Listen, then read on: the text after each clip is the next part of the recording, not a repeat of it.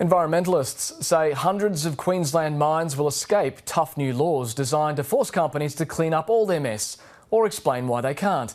They say loopholes in the Palaszczuk government reforms mean existing mines are off the hook, but the government says it's meeting its election commitment. Krista McMillan can see the remains of the Ebenezer coal mine from her front yard at Willowbank near Ipswich. She'd like to see the massive holes filled and planted over, but isn't optimistic. I don't think anything will be done about it because they'll say the money's needed elsewhere. And goodbye that. Environmentalists say new laws won't fix the situation here or at other existing mines because tougher rehabilitation standards won't apply. The exemptions really mean a lot of business as usual in terms of what companies have already said they're going to be leaving behind. Ebenezer's owners want to sell the site as a garbage dump.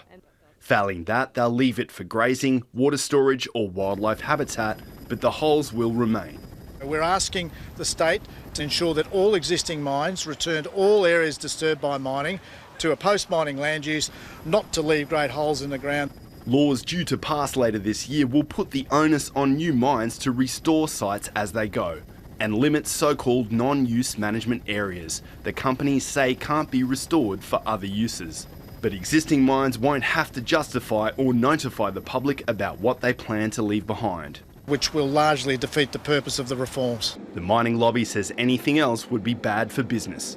We now drive cars with seatbelts in them. Originally we didn't. So we're all for new mines having much stricter conditions around those areas. But the moment you introduce retrospectivity into legislation, you destroy the state's investment profile. Treasurer Jackie Trad says the government's election commitment was always aimed at new mines.